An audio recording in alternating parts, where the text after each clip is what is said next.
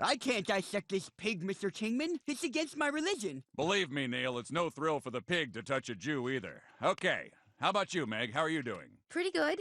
It's kind of cool cutting something that's not me. Wow, that's some very impressive work. It's easy for Meg to dissect a pig because she is a pig. Hey! All right, I'll let that one slide. Meg, you have some real potential. Have you ever thought about becoming a doctor when you grow up? I always just assumed I'd work on the docks. Don't limit yourself, Meg. Doctors wear a mask most of the time, so this isn't an issue. If you're interested, the school has a program where you can shadow a real doctor and learn more about the medical field. Yeah, wow, I'd love to check that out. Great, I'll set it up. I didn't know a pig could be a doctor. Hey! You get just a few more of those. Dr. Hartman, thanks for letting me shadow you. I just know I'm gonna learn so much. It's my pleasure, Meg, and you're in good hands. You see that diploma? Yale Medical School. Wow, that's impressive. Thank you. I work very hard on my calligraphy.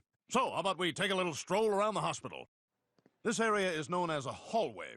Don't worry, you'll pick up on all the technical doctor jargon pretty soon. Hey, is it prescription or prescription? I think it's prescription. Prescription. That just feels weird in my mouth. Prescription is better. Oh, and there's the ER. Don't go in there unless you want everyone to yell at you. And how are you today, Mr. Patient? My last name is Saunders. That's an interesting pronunciation. This is Meg. She's shadowing me today. And boy, could she put the applesauce away in the commissary. Hi. Little tip, Meg. The inside of this folder has a diagram of the human body. Kind of a cheat sheet. Now see, right now I'm listening for cancer. Do you mean his heartbeat?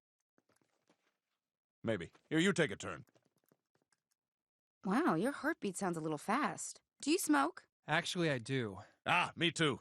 Isn't it great? Well, that's bad for you. You shouldn't do it. It raises your heart rate and can lead to emphysema or cancer. That's impressive, Meg. It's no big deal. It's just stuff I learned in health class. Well, you're clearly a bright young lady. And you've got quite a head on your shoulders. Thanks. Dr. Hartman, you just got this urgent message? Oh, dear. Prilosec, huh? No, it's below that. Oh. Oh, my God. Meg, I'm afraid my brother just tried to kill himself in prison. I have to go. You're gonna have to take things from here, I guess. What? What are you talking about? Well, you now know about as much as I do about this whole doctor thing. But I have no formal medical training. You'll be fine. I think that book on the shelf has most of the stuff in there. And don't forget the cheat sheet if you need a helping hand.